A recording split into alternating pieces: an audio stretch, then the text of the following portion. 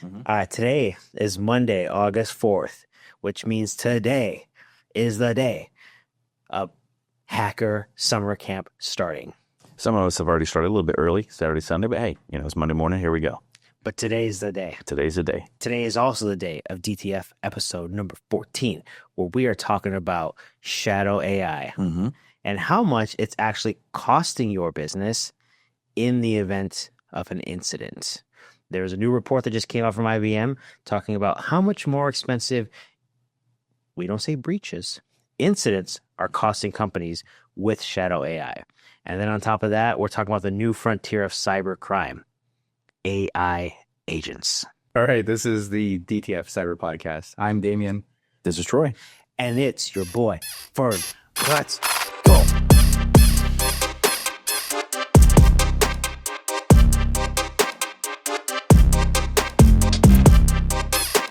Context for the listeners. This report was done between February 2024 and March of 2025. 600 CISOs were interviewed. And the caveat for this is they had to have had an incident occur.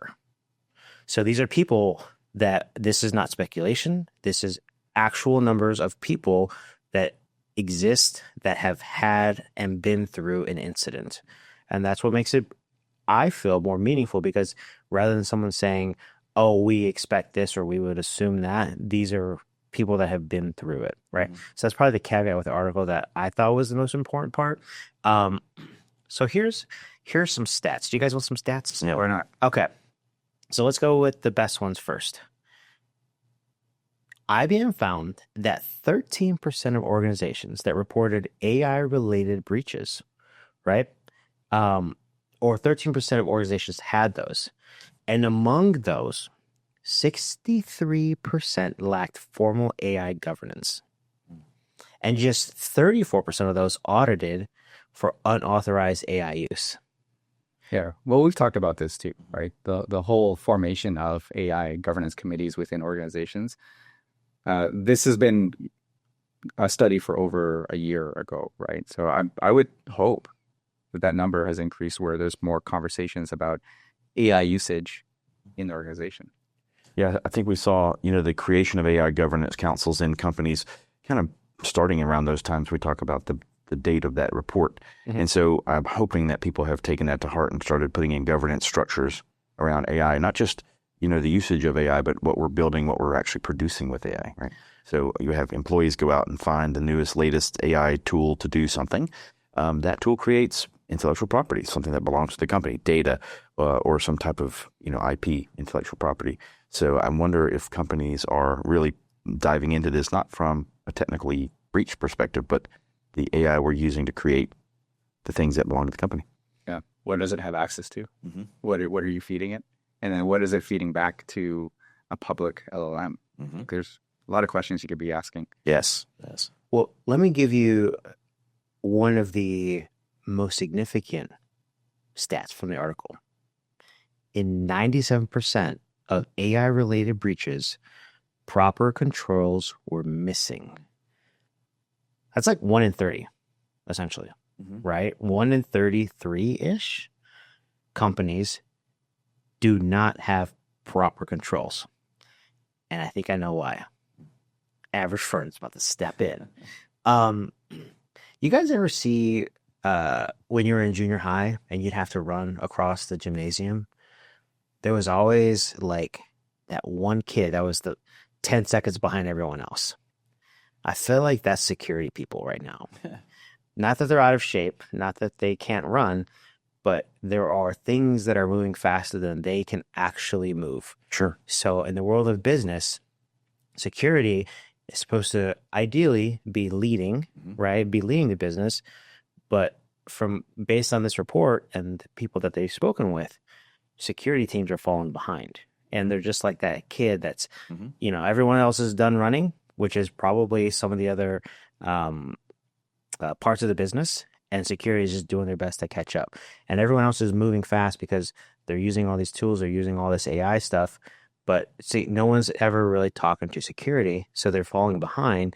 And then when it comes to the governance of these tools, they're realistically, Yeah, I want to let me expand on that a little bit. go. Okay, I love your analogies, but here's a way to think about it. Okay. So if you want to say security is that kid running in the gym, what AI has done is said, okay, we're no longer running in the gym, now we're running in the field. Or we're not just running in the field, now we're running in another school. And security is still looking at everybody running in that gym. So we have to have better visibility. And especially now that AI has opened up really a whole new Attack surface, maybe? Yeah, I mean, yeah, for sure. Attack surface. Not just attack surface, but maybe insider threat, because I think one of the things that this article talks about is shadow AI. What does that mean? Right? I think a lot of people will be like, well, what's shadow AI? Let's go back to what's shadow IT. Oh, I got an analogy for that. You ready? The drunk uncle that nobody ever wants around. Does anyone else have that? I don't actually have that in my family. I don't either, but I don't think that analogy really fits because it would have to be a drunk uncle that nobody wants around and nobody knows is there. Oh, okay. Yeah, because that's what shadow AI is. I mean, shadow IT is basically, users go out and they subscribe to a tool and use IT they either downloaded to bring in hardware, sometimes even that the business doesn't know about. So the CISO has no clue, and then they can't secure what they don't know. Well, the business knows about it. Usually the finance people know about it. Sometimes. Not always. Sometimes, but we see employees use their own personal cards, credit cards. They'll get reimbursed, or they'll submit for reimbursement, or they won't even do that. Yeah, they won't even do that. So they're just buying tools, using it because it makes their lives easier. But it might just be like a $30 per month. And they're okay. Hey, or $10 per month, right? Yeah, I'll pay for it. But to your point, finance is a great way to root out shadow IT. We did that at a few of the companies I worked at, where we would look at even corporate credit cards. Anything going on a corporate credit card, if it was related to Amazon or Microsoft or Google, we were looking for tenants that were out there that we didn't know about. Found a few that way. So good on that. But I want to go back to your analogy in the gym, because I think security can move a lot faster. So in that analogy, your track star is falling behind only because they're carrying 3 people on their shoulders. Yep. Who are those people? Procurement, technology, and business enablement. So people who don't want to move fast for good reasons, like you can't patch that system because it could break, or we have to come up with some workaround for digital transformation because that's just not the way this business works. I mean, CISOs are handcuffed a lot of times. They have the responsibility to enforce change, but a lot of times they don't have the hands-on keyboard ability to push the button to make that change. So we're actually carrying those folks on our back, and we are falling behind. CISOs and security can move very fast. Look at Tenable. They've already purchased Apex, which was AI security company after RSA, and there's several other players in that space that are doing very well. So there is technology out there to help CISOs identify and protect AI. So I think you're going to see a kind of an arms race in that field. Yeah, I think there's a lot more, like you said, a lot more tools coming out that will give you controls for AI security. We're seeing a lot of them. The question though, are organizations ready? That's a good question. Ready to even acknowledge that, hey, AI is in my environment. My users are already using AI, and now I need to have controls around what data is going to AI. One of the most interesting things about being a CISO is education. The part that people don't realize is that we have to educate our board, we have to educate our leadership, our bosses, we have to educate the technology teams, not just FUD, which is fear, uncertainty, and doubt. We have to educate them about why it's so important to do things correctly from the beginning.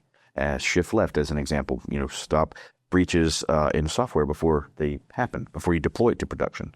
That's what the shift left movement is. So, having to really tell a story. CISOs are now having to be storytellers, and they have to be able to articulate to technological people, to financial people, to board members who are non-technical. So you got to be able to be adaptive. And so what I've seen is this evolution of CISOs 10 years ago were very technical. They came out of the bits and the bytes, but now it's actually business leaders who understand leadership and understand communication and can influence those that need to take action. So let me ask you a question, because all this assumes that you've gotten to a point where you purchase AI. What about the questions that should be asked before companies purchase AI tools? Because here's my opinion. There are a lot of companies that jump on the hype train. There are a lot of companies that slap a sticker on the next business. The minute something becomes hot, marketing slaps a sticker on their product and says, "Oh, we're powered by that too," right? Um, and I think a lot of times people get lost in we'll say the running around of these and the people throwing around these words. They don't actually stop to ask the question of, how is my data being used? How are you leveraging my information to train your models? And if maybe it's as simple as, are you running this through these tools, right? Or is it a lot of if then statements? Because if someone has a software that can do if then, that's not necessarily AI. That's just like logic, right? So before people actually buy these tools, because I think when you get the shadow AI once you purchased it, but let's just assume that people aren't asking these questions. They're not necessarily they may not even be buying AI. They might be buying something that's just lipstick on a pig type of thing. I think there's two different things you're pointing out here, right? You're assuming that they bought AI. A lot of times, yeah, the users are using AI, but the company hasn't bought it, right? So that's the first problem. That's what leads to that shadow AI. The second part of this is we go and buy tools, and then all of a sudden that tool implements AI features without telling you. Right? Wow, that's true. And so now you've got all these AI features inside of an application that you previously purchased that you didn't expect, and you're not even sure how they're using your data. So, yeah, and on top of that is AI has been around since 2010, 2012, something like that. Stu McClure over at Cylance was one of the first. CrowdStrike and others came out. AI has been involved in our technology tools for more than 10 years now, 15 years. So we are looking at, nothing new here, except for the fact with generative AI and ChatGPT type stuff where you're actually putting data out there into a large language model. You have to ask those privacy questions. Are you using my data to train the model? Are you taking my data outside of my four walls, so to speak? And that gets really tricky when you deal with a multinational company, because France, Germany, and some other European Union countries and Singapore, Indonesia, they have very strict privacy laws and geographical restrictions on what you can do with data that was produced in those countries. So AI is tip of the iceberg for some of the privacy issues here. Data is a big challenge, intellectual property we talked about. So I think that we are just now getting our arms around the scope of this problem. Okay. Well, we'll just assume that companies have bought software or someone has bought it and that now shadow AI exists within the environment. So before it was cloud services, right? Cloud first. Everyone's moving to the cloud. Everyone's going to be like Netflix and go 100% all in. But we know how that turned out for them, right? So now everyone's going all in on AI. I saw my Blockbuster card, so.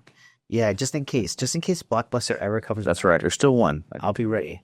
I'll be ready to go back and the favorite part of when I go to Blockbuster when I was a kid was when you look at the display, you always knew where the movies were because that case was just pushed out a little bit more. So as you're walking up to the display, you're like, yeah, like the kids these days. Oh, they don't reckon they're not gonna know what that means. No, they're never gonna understand what it's like to walk into a place where you can't press a button and you have to look on a wall, like a mural of movies, and pick the one that has the movie behind it. Kids these days are missing out. But different time. Back to the normal stuff that we're all here for is, let's just assume that a business or someone is spending this money and they're putting it on a credit card. The fact of the matter is a lot of those things go, as the article said, they go around the firewall. So here, I'm going to challenge that because we talk about legacy VPN last week and last podcast. I think the concept of, the perimeter security and that traditional firewall, I think that's all old, right? The new architecture, all your traffic can be analyzed at speed, right? Going through cloud security platforms. And so now you can actually see the traffic as it's going to some of these Gen AI services. And then you can put policies around that. I just don't think quite a lot of organizations have thought about that or have caught up to it. The way I look at it is, if you're going to, let's say, ChatGPT, the web interface. I mean, I use Gen AI personally as well. I know you do, Fern. It's most of the stuff that we're doing is web-based. Well, one of the things that I hear all the time from security, from IT leaders is no more agents, And I think it's so important as we look at zero trust and what you're talking about, reverse proxy, basically what it is. Now that we work anywhere, we can work from a coffee shop or a hotel or our house or our office, is all the same.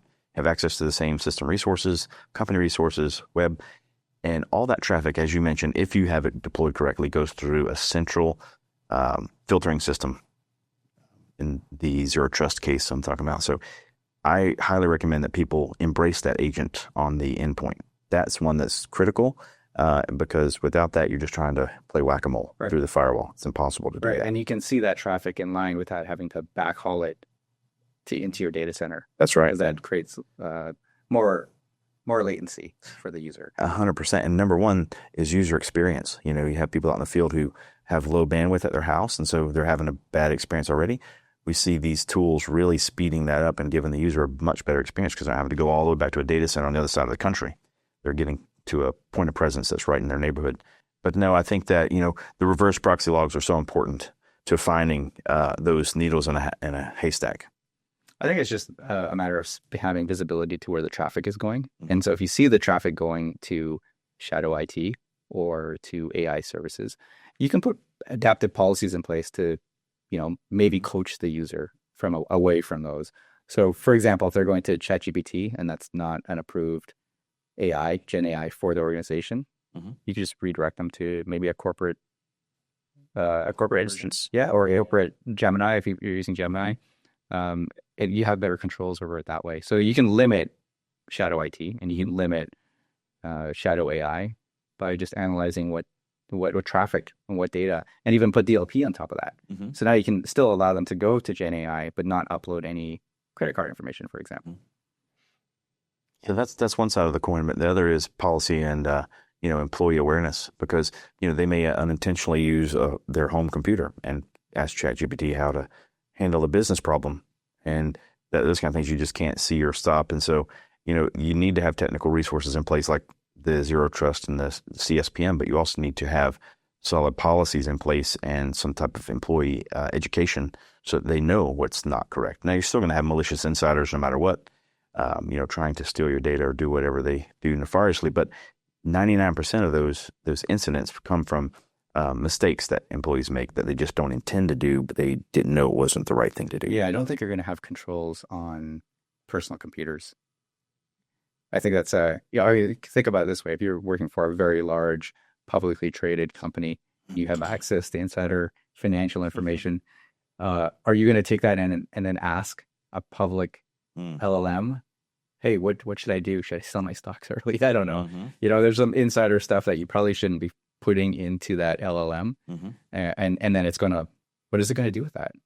Perfect. Right. It's not approved to be public knowledge at that point.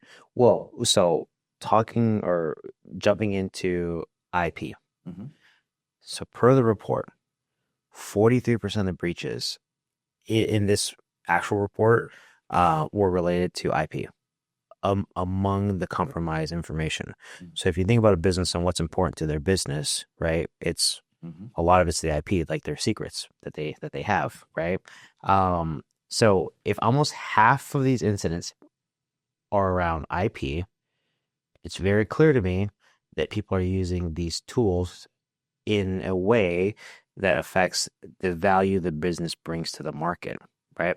And if there are people out there that have access to this information, they could essentially steal your secrets. And if they steal your secrets, that dilutes the value your business has, right? Absolutely, yeah. I mean, we've seen nation-state actors not going to call anybody out, but trying to steal intellectual property for years and then creating it much cheaper and underselling it back into this market. So those are real risks, and I think the AI is just enhancing their ability to execute quickly.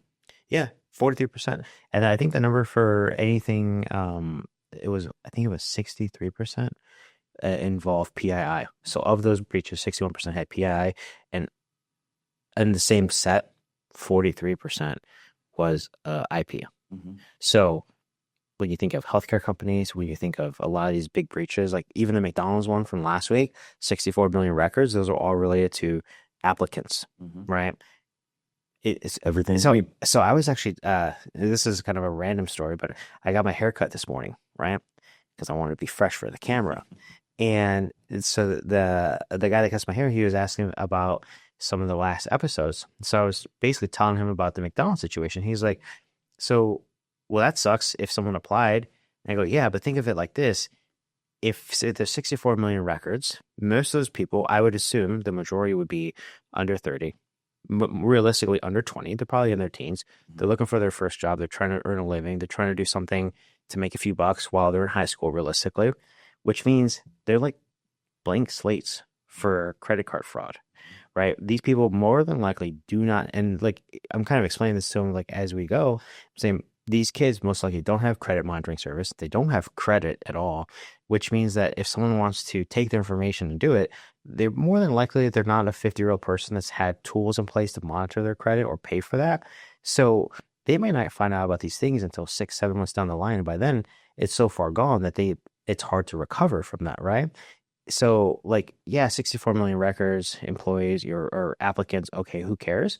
But it's like there are 64 million people that have their future on the line when they go to buy a car. They maybe didn't realize that their credit was stolen 2 years ago, Yeah. right? And he's like, wow, like I didn't even think about that. It's like, yeah, because like an adult will have a service more than likely monitoring their stuff, right? You spend too much, they tell you, hey, you're spending a lot. You know, credit card utilization goes up, they tell you, hey, thanks, you've paid off so much of your debts. Look at you go. Like Credit Karma does it all the time. And I know that because I see it, you know, when it comes in and says it.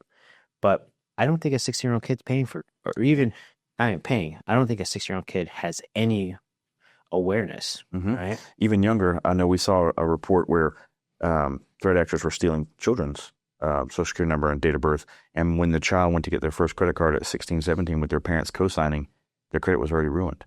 Like, I don't know how they use that nefariously because obviously the age and such, but they steal that social security number. They start doing false tax returns. They start doing credit, applications. And so if you have children, freeze their credit. Just call one of the 3 credit bureaus. You can freeze their credit for free and, open it back up when they get of age. Yeah, I think AI makes that a lot easier because they can sort through 64 million records using AI to find the most appealing profiles and use those. So to me, that was interesting because it's like, say you're using a tool. In this case, it was a HR tool from last week, right? And you have all these applicants putting in their information and, applying, and then that gets leaked. Now you got 64 million people that are at risk for all of this, fraud work. So, and it all started with more than likely shadow AI, because had IT or security been involved, chances are their default password wouldn't have been 1 through 6. Or when they claim, oh, we didn't know about it. Yeah. Right. I mean, we don't know. Yeah. The full story. But I would say AI being inside an organization actually makes it easier for the attackers to find what they're looking for without having to exfiltrate the data. So if they gain access to your systems, if you're running AI tools inside of your environment, you think it's closed off, guess what? That AI might just lead the attackers to exactly where they need to go, and maybe even search all your policies and your documentation to tell them what servers to hit, what databases have all the key information they're looking for. So what I'm hearing here is that technology is making our lives easier, but it's also making the bad guys' lives easier. Yeah. I mean, we talked about this, right? We talked about convenience, just for us conveniently having, I don't know, Google track us where we are or what I like personally. It knows way too much about me. But the convenience is great because it'll make recommendations that I appreciate. Is that a risk to my personal profile? Probably. Speaking of that, you mentioned Grok. You use Grok from time to time. And so I asked ChatGPT, I said, can you give me a profile of myself, of what you know about me, that I can give to another LLM so it can learn about me? So ChatGPT did this entire line by line item about me, my life, my family, my business, what I've asked, what I do, what I like. It was so incredibly accurate. I sent it to my mom. I said, Mom, you gotta see this. This is what ChatGPT thinks of me. I'm a great guy. Look at this. That's funny, but it's just so interesting how much information we give up when we work with these tools that we don't either know or we just don't care because it's convenient. If you want to if you're feeling really froggy, you should ask it to roast you. Oh yeah, I've done that. I've done that as a joke. It's funny, but don't. It hurts. Yeah, don't. Yeah. Have you seen the videos where there's this guy who puts 2 AI bots to argue and do a debate against each other on hot topics? It's pretty cool. That'd be funny. And it has a third AI judging it. So, all you gotta do is put my wife on that line. She'll win no matter what. I don't know. I feel like there's just so much stuff to talk about when it comes to AI, but the biggest one here is like how do you control it, or how, not necessarily control it. How do you prevent it from getting out of control? I think it goes back to fundamentals, foundational items. We talk about asset inventory, software inventory as well. Knowing what your users are using. First of all, you got to have a good understanding of your landscape. Then you have to have really good data inventory. You have to have classifications, tagging, so you know where all your sensitive and critical data is and who's accessing it and when. So those are the two fundamentals. You need to have those things in place. And then as you implement new AI, you have to have a good partnership with your technology team, with your legal and privacy teams as well. So as these things are being deployed, you're training the security operations center on what events could happen, what incidents could result, doing some, testing, like pen testing on the AI and stuff like that. But it's very interesting to me that we're not doing more of the attack surface of the AIs we're buying. Irius Risk is a good one for doing. I can't remember the name of the process, but yeah. Yeah. Irius I Risk. think we're going to see a lot more of that. If your organization hasn't already come up with processes for, really, it's another risk assessment that has to happen against AI. Threat modeling. That's the words I was looking for. Sorry. Yeah. Doing a modeling the type of threats that could come at these new tools that you're deploying is so important. So okay, so we could say all that stuff, but because this stuff is so new, where do people go to find frameworks? Because like if for example, when I grew up, my mom had a book of recipes, and they were handwritten recipes that were photocopied, and she put them in a book, and there was like a 3-ring binder. So if she wanted to have a recipe, she had recipes. Now you just go on your phone, Google it, and you can find it. So back in the day, let's say 30 years ago, she had to find the white book, open it up, get the recipe. Now you just go online. But I feel like with AI and a lot of tools that are out there now, being able to kind of wrap controls around it, in 10 years, you'll be able to just Google these sorts of things. But like right now, you need the recipe book. So like, where is the recipe book for AI? Because it's probably just getting started. Like they're just now starting to build it. But like, where can people go, or where can they find information? Just ask the AI to generate one for you. Well, I'm a big fan of NIST, their cybersecurity framework. They do have an AI framework now. So NIST has it. Last 2-3 months, maybe. Okay, so within the last quarter, essentially. Pretty much. I could be wrong on the time. After COVID, time is may sell to me, but longer than that. I know that because I saw drafts of it before it came out. But yeah, so there are frameworks out there. I think you could. I was joking about have AI generated for you, but it's not a bad option to just ask.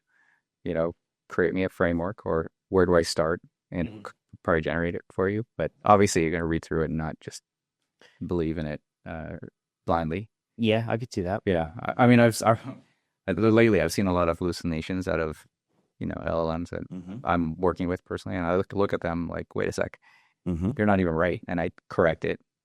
I'm scared to correct it too often because I don't want to think I'm a mean person.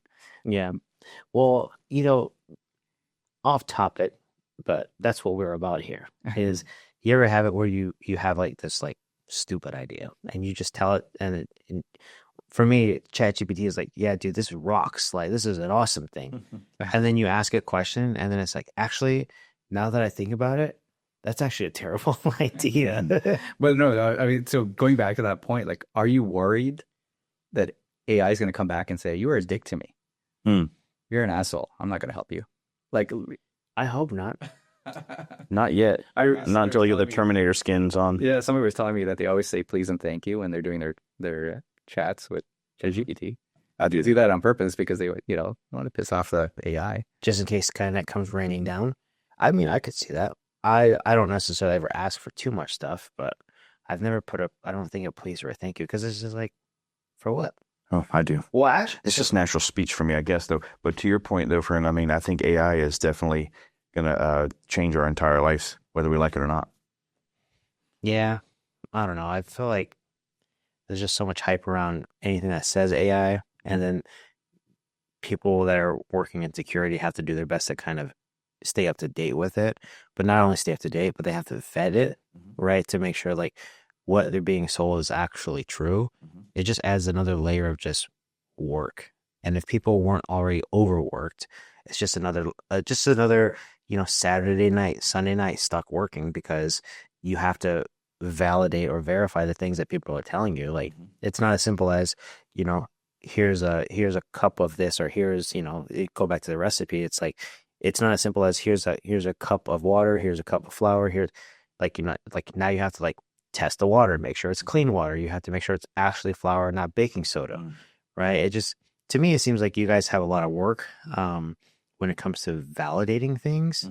So to me, it's like the kid running in the gym or the behind. It's not that because they're slow. It's just that there's so much more stuff that's involved because you have to almost, it seems, question everything. But you got to think outside the box. Like I was saying, it's not just the gym anymore. So your scope of visibility has to be looking in multiple places. What I love about this time in history, we are we are fortunate enough to be in our positions at this moment in time, because this is absolutely an industrial revolution for changing into technology, and where we're going to be in 10 years is going to be vastly different from where we are today.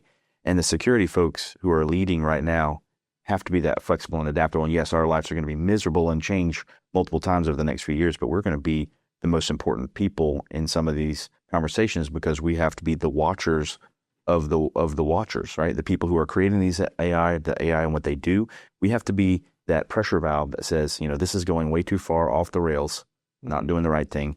We have to make sure that we are doing ethical, responsible AI and it's not veering off the rails in society. So I feel very fortunate and blessed to be in this role today. And to your point, it's going to be a lot of work, but I'm looking forward to it. I mean, the question is, let's go back 30 years ago when the internet started to become widely used.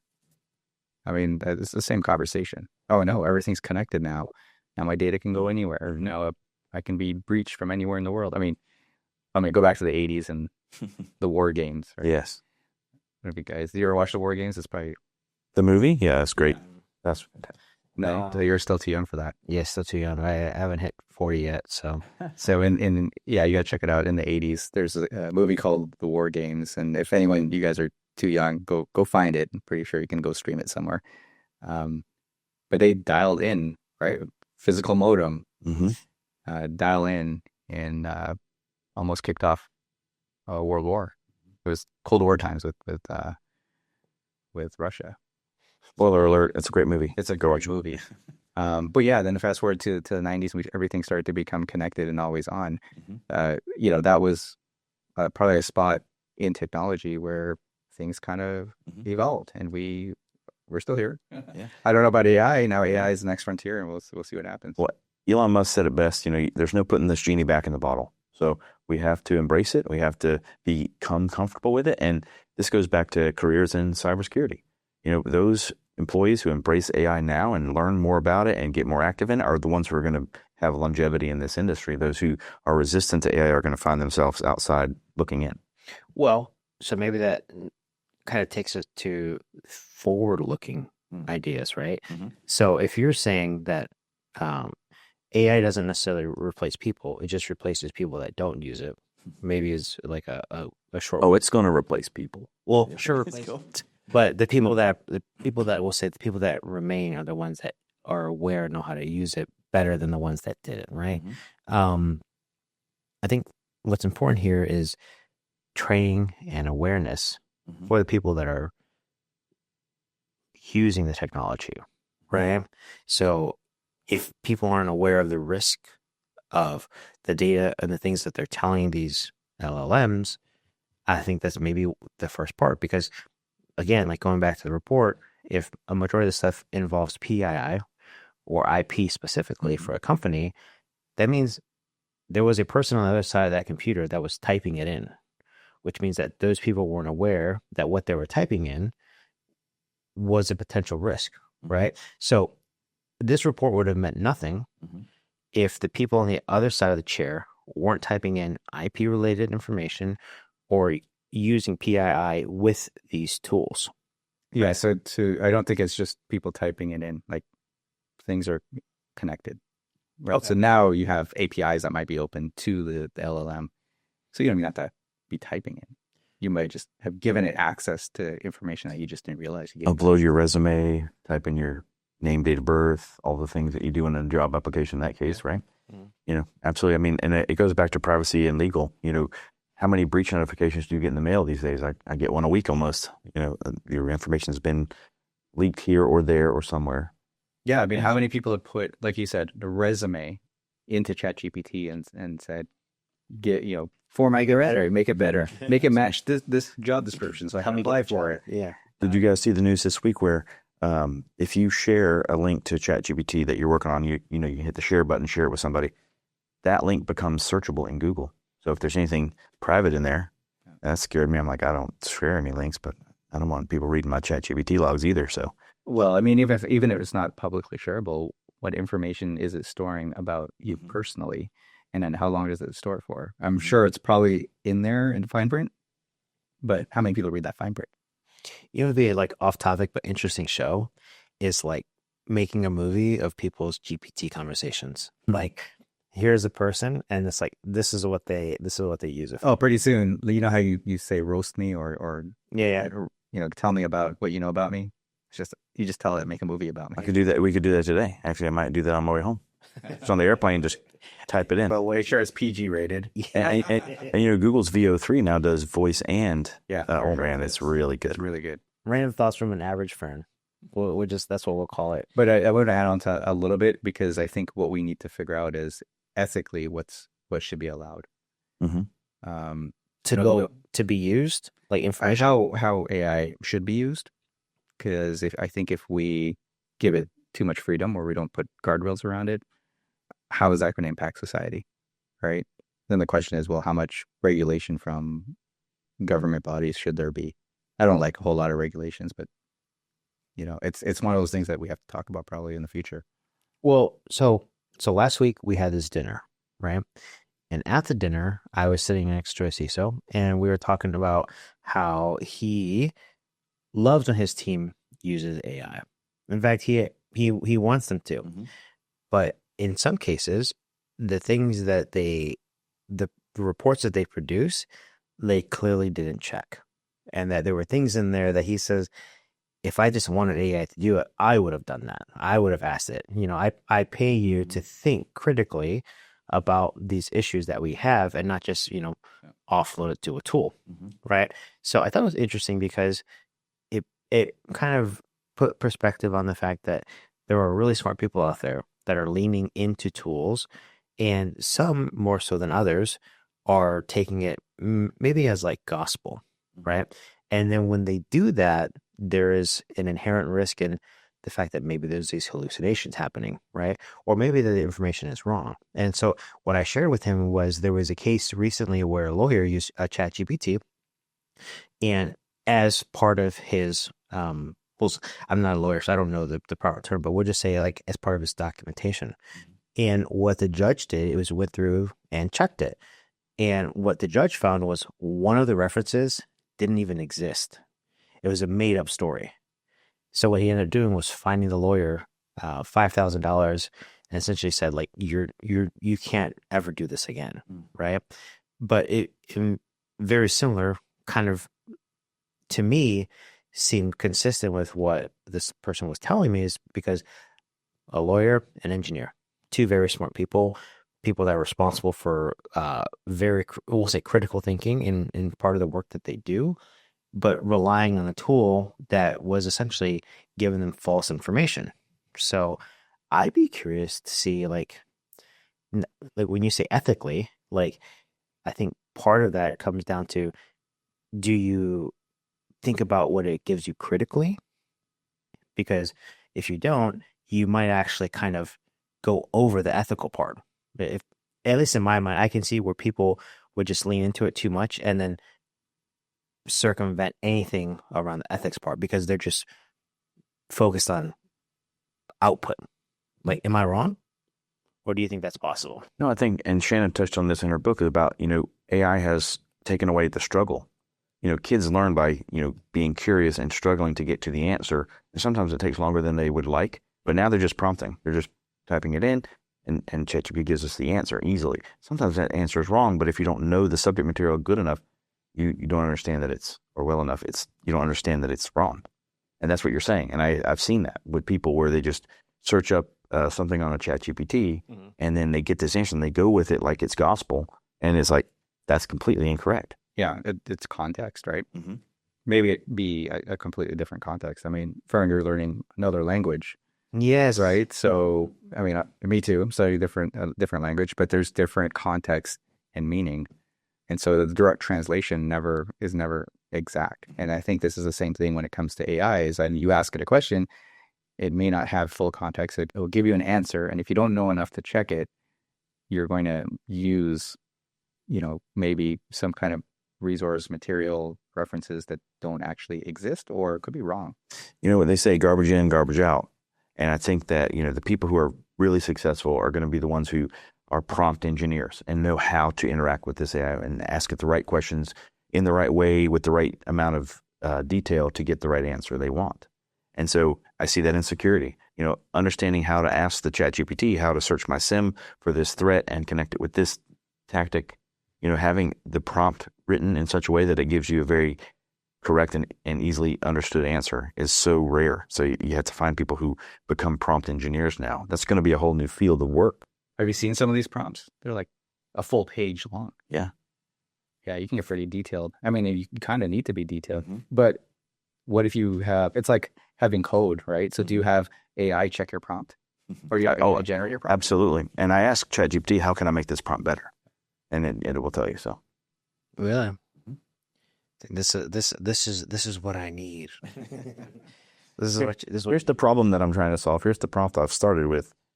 How do we make it better? And they do. Yeah, you can have a whole conversation. I don't know if you've done this. I've had a whole conversation about a specific topic. I'm asking it to, find me some information or go through logs and simplify it for me. And then at the end, I'll say, give me the prompt so I don't have to go through this entire conversation with you again, so that it makes it simple and it'll split out like a paragraph prompt. Oh, okay. So you say, give me the prompt, and then you could even say, create this as a template of an output, right? And then you save that to memory. And then you save it, and then next time you have, let's say, a log file, you just attach the log file with that prompt. It does everything that you spent a day trying to have a conversation with it to give you what you wanted. Yeah. I've done a couple of things like that, so it's like, oh, this is actually kind of nice. But that's actually more so for like this sort of stuff, like summaries and things like that. I don't know. I just feel like there's like it's a whole new frontier for a lot of people in the security world to get a grasp around it, but then also kind of protect the business in a way that they'd never had to worry about before. Yeah. Right. But to simplify it, right? Where I think if you're a security analyst or you're a CISO, it doesn't really matter. Anyone in security, you just get some visibility into where that traffic is going, because that may lead you to clues of who's using shadow AI or shadow IT. And then hopefully you can put some controls in place in line that would, coach the user in real time to say, maybe you shouldn't do that. Maybe you shouldn't put credit card information into a public LLM. A lot of users just need to be reminded. Kind of like email banners, Yeah, but see, the problem with email banners is that people get immune to them. You see them all the time. You kind of just ignore them. But like in the ChatGPT, if you put something in there, it should be a banner like, hey, this looks a little sensitive. Are you sure you want to? Yeah. So I have a recommendation. It's like the wall of shame. Like they have a black hat. If you get popped that black hat, these are legendary tales that I've heard. It's going to be nuts. They're going to see it. Yeah, black hat. DEF CON has a wall of sheep.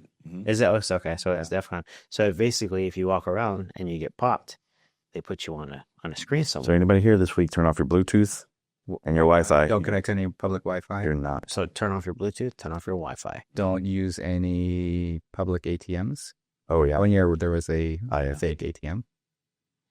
Okay. Yeah. So I guess my point in saying all that was, instead of a wall of shame, you need people to fall on the sword, right? If you get caught doing certain things so many times or so often, do you maybe just get reprimanded? Yeah, that's a good question. And I think it goes back to company culture, especially if you're in leadership. Like, if you have a CEO or CFO who constantly fails phishing simulations, Oh man. and you have a policy that says after your third turn, you get written up. Like, who's going to write up the CEO? Nobody. No. The board? No. So you have to be consistent, and sometimes your worst offenders are those who think they're above the policies that they've written in your companies. So you have to make sure that you're holding everybody accountable. And if your CEO, CFO, insert name here, can't stop clicking on things, maybe limit their access. I don't know if you limit their access. I think what typically happens in those situations, because I've been through this, is that you have a personal one-on-one coaching session, and you document it on phishing with these executives, and then that way, if anyone ever comes back and says, how do the executives do with the phishing campaigns, or do they do their training? Well, yes, they do, but they get direct one-on-one training. They don't have to go and sit through the computer training, and they still fail. But what happens is, well, like don't put all of them. No. I'm just I'm speaking very general terms, and I'm not representing any company that I ever worked for in my entire life. I'm just talking in general terms that I've heard stories. But you see some people take them out of the program, so they don't get the phishing simulations anymore. So they're not even testing their most important users. Yeah, and so that's the problem. The most public target. Yes, exactly. That has to be trained. So if you're doing that, stop. You got to put them back in the meat grind. Put them back in there, yeah. Have them come out, I don't know, special kind of hamburger style. Okay. Well, I think we definitely covered a lot on that one, but the next one kind of ties into it, right? Because it's around AI agents. So, specifically being what I'll call the new frontier of cyber threats. So we touched on it earlier. It makes everyone's life easier, including the threat actors, right? So now, and Damian even mentioned it, he said, well, they get in, they can just have these tools do all this work. So we kind of like hinted at it earlier, but now we're gonna run full force at it through a brick wall. I think it's agents, is that? Yeah, AI agents being like the tool that so I've never been a hacker, right? I've never hacked anything. Officially. We'll say that. So I get impressed when you hear about how there are tools out there that can do like 1,000 keystrokes per second. And maybe it's higher than that. I don't know. This is just like me just saying what I feel like I remember. And it's like there's no way a human hand will ever get anywhere near that. And you put on a USB and someone plugs it in, and all of a sudden within 5 seconds, everything's blown up, right? Because of how fast these things move. And that's just one thing, or maybe there's more. But at the time when I had heard about this was way before AI agents. So now what I imagine is that's happening 1,000 times over, like orders of magnitude more than was possible before. What you just described is an automation script that kicks off when you plug in the USB. But if you introduce AI, it's not just an automation script that just runs one thing. It might be something that enters your network that looks for other things that it can leverage, and now it's thinking on its own, right? So I think this becomes exponentially more difficult. You got to be aware of the possibilities. Now with the this whole discussion of agentic AI agents, I mean, we're going to have a ton of AI agents that are going to be sitting there doing multiple tasks. What I'm worried about was the security of those agents, what they have access to, and if somebody gets control of them, how are they going to leverage them to benefit the attackers? I don't know. It just seems like it's a very dark future ahead. Well, you ever see the movie Wreck-It Ralph 2? Right? No. It's got the little malware that the guy tries to introduce into the game. And it's this little thing that goes around and scans for vulnerabilities and then inserts malware. It's like ever learning and making its way across this video game. So it's very similar to that, what you're talking about. So if AI gets in and they can scan for vulnerabilities or scan for other tools it can use to spread itself. I mean, we've already seen threat actors doing that in the past with manual effort. Now we're seeing AI being used to help them get across. And if the customer is using an AI that the threat actors are familiar with, all of a sudden it's just like a force multiplier for them. Yeah, I don't know. I just feel like, again, like I keep thinking about this kid running across the gym or running across a park, right? Or running through a forest. Like, if you're wearing sandals, good luck. Right? The way I think about it is, do you ever watch the Jetsons? I know about the Jetsons. Okay. I know about Jetsons. and the Flintstones. Mm-hmm. You know, Okay, well, Hanna-Barbera. let's stick with the Jetsons. It's like you walk into the home, and that I can't remember the maid's name, the robot. Yeah, the robot maid, but AI is like Rosie. that robot. Where what's her name? Rosie. Rosie.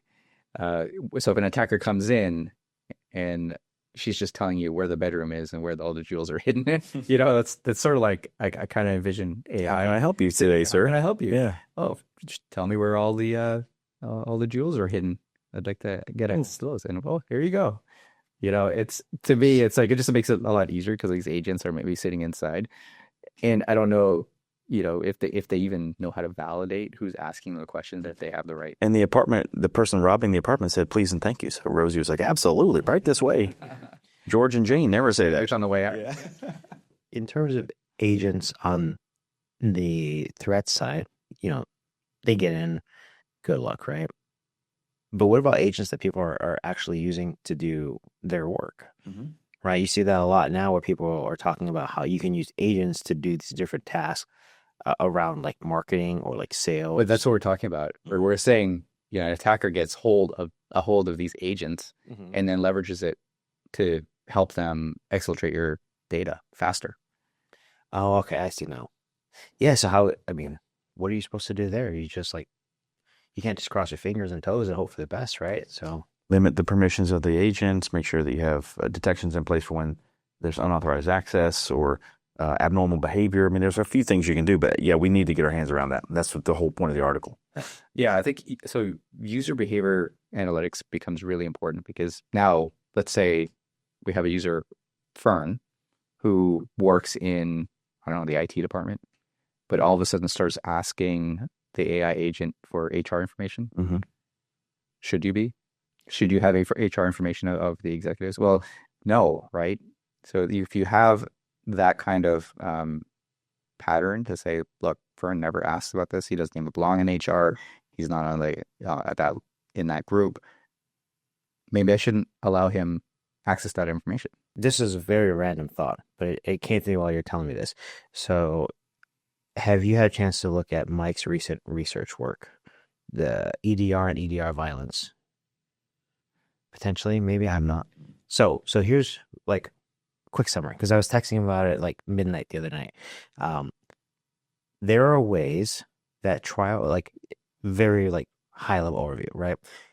Not coming to be the expert, but from his research, he found that there are tools that you can get, like an EDR tool on a trial license, and you essentially put it against an existing EDR tool, right? And one disables the other. So the one that isn't deployed by the organization, essentially disables the other, right? So I asked him, so is it possible that someone could just go in and install these and kind of shut down certain devices in certain places? And the answer is yes. And there's a lot of remote management tools and things like that. So I think the number was 272 potential remote management tools out there. And if you're using any of them, you should essentially blacklist the rest. Was kind of one of the ways to kind of close the gate. But when you said Fern should be asking about HR, what I thought of is, well, what if someone got in and said, well, let's get someone in IT, let's get someone in engineering, and essentially kind of infect their device and then have those talk to each other. So Fern in IT isn't necessarily asking for records in HR, but the compromised device in one department is aware of the other because they're part of the same team. So behind the curtains, one asks the other, hey, can you get this for me? Because if I ask for it, I'm going to get in trouble. Did I just make up a movie in my head, or is AI talking to other AI to get to? Yeah. Right. More compromising multiple departments is a common tactic of threat actors. So, going after HR specifically and compromising their machine to get to HR data, financial team to get the financial data, and the IT team to get to the security data. So we've seen that multiple attack. Yeah, but so Damian's recommendation was to kind of stonewall someone that's asking for things outside of what they should be. And I guess so. My thing is, well, what if I just pop 4 different people and then they're all part of the scheme? How do you? And that's usually how attackers move laterally across an enterprise. I just want to say, welcome to the SOC, Fern. That sounds like a very good question for an analyst would ask that. I mean, honestly, these are just indicators, right? We can collect enough indicators to help us paint a picture. So it's not an end all be all. If the behaviors don't match, they could do multiple things. It's just when you stack these things together, you get a higher degree of confidence that something bad is happening. Okay. Have you ever played a capture the flag, a CTF? Yeah, I've played it on Unreal World back in like the early 2000s. So there's going to be competitions this week, right? And DEF CON has a pretty big one. But a lot of these attackers will use that method of hopping from one system that may not have access to everything to hop to another one. And so kind of just move down the chain until it gets what it needs to get. Now with AI, the problem is AI can map it out a lot quicker than a human doing scans on ports and scans on IPs. Yeah. And I think even in one of the reports, they said like the typical time of, I believe it was resolution was like 80 days. So a lot of times these threat actors are in the doors for almost 3 months. So that was as much as 6 months, 180 days time to detection. So dwell time, they call it. How long are the actors in the systems before you find them? We've seen the IBM Ponemon Institute put out a statistic last year that it was about 180 days. So threat actors get in and they stay very low and slow for a long time. They know that if they do too many things, they're going to ring alarm bells and trip wires that you're watching. So they just get in and they very, very slowly try to listen to the traffic. Do you ever have an alarm motion detector in your house? Yeah. And you ever try to like walk really slowly so it doesn't set her? Never. I used to do that when I was a kid. Never? You never did that? Never. Oh, later. Yeah, we used to do that as a kid. Like a floodlight, you try to try to walk on it and make sure the light doesn't come on. Yeah, so that's what the attackers are doing. You're trying to stay really slow so you don't know that they're there, but they're there. But okay, so that's one way, and that was really realistically before AI has been so much more readily available. Wouldn't it just make more sense to get in now and just go as fast as you can without getting caught, like running from a cop, like speeding down the highway? It depends on what your goal is. Yeah. We do see that sometimes, destructive malware attacks specifically. But if you're really intent on stealing data that you are going to monetize with a ransom, then usually they're slow. They don't want to. They want to get as much information about you and on you that they can before they. What if he did like a two-phase thing, like where you got in on multiple fronts and you went speed racing down the highway, just as a diversion to all the other stuff that you were doing? I have to stay. He's talking like a threat actor. I'm telling you. I might. This is a cover you as a security analyst. So something else that we also see is they stay low and slow until they're caught, and then they run really fast, and they become destructive, and they start tipping off all their encryption. So yeah, we do see that as well. Let me put it this way: run 50 miles an hour. So if I have access to your bank account, and they just have access to it, but there's not a whole lot of money in there, so I'm just gonna sit tight. Take 20 out. Yeah, maybe take a few cents over here now, and you'll never know. I'm still making some money, but then all of a sudden you get this big tax refund. Like, damn, grab it and run. So they're kind of just sitting there waiting for that opportunity, and it's never of, hey, let me get in there and steal the $20 now. That's a slow game. I'm gonna sit in there and maybe just watch. You play poker. It's like patiently waiting to the right hand. Yeah, I'm just waiting to set somebody up. I win, right? Yeah, I got to flop a set. Wait, I'm like a maniac. Oh, this guy's a fish. He's just gonna dunk off money. Yeah, and then when you got the goods, they pay nuts. When you got it, they pay. Actually, it's a funny story that actually happened to me. It was like a week ago. I go and a guy to my left makes it like $80. And I'm looking at 5, 6 of clubs, and I'm just like, he's for sure got an ace in his hand. Like, I know he's got it, right? And it goes 4 ways to the flop, and so I'm the last one to close the action, and I put the money in, and the flop comes ace 5, 7. I'm like, all right. If he had anything like tens through kings, the ace he's gonna hate it. So I bet half pot, like into the field, right? He flats, so it just calls. So anyone listening to the poker terms, like he just calls, and then the other 2 guys fold out, right? Turn comes 5. So I'm just like, all right, check. Yeah. He checks behind him. All right, I'm pretty sure I got him on a very weak ace, maybe a strong ace, but for sure an ace. Very unlikely he has anything between tens and kings, right? So I've got the best hand, realistically. One combo beats me, which would be like aces, right? So river comes, I forget what it was. It was like a 9, and I just lead into him for like $400. basically like close to a pot size bet. And he goes all in from $2,000. And I'm like, call. And he's like, ace king. I'm like, yes, no bet. No bet. But the whole night I was just doing crazy things. It's just kind of like just splashing around. Wow. Yeah. So it's like that is the misdirection. Yeah. So it's like you turn the trips, you turn it on, and then he's like, oh, ace king. He actually had ace king, and then ace king was good. And so he flipped it over like he was the man, and we got ace queen, don't you? I'm like, nah. And I showed them the 5-6, and he's like, so he had me covered. So I didn't I didn't felt him. But put it this way: what if it was AI versus AI in that situation?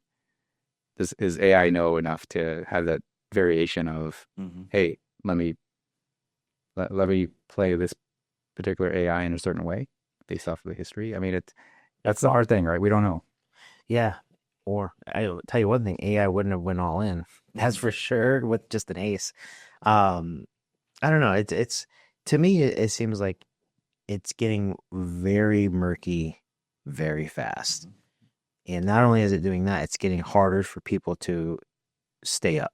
So the first is the first article, the IBM report, which we didn't mention it, but as part of the report, they have some recommended products. So if you're interested, find their article.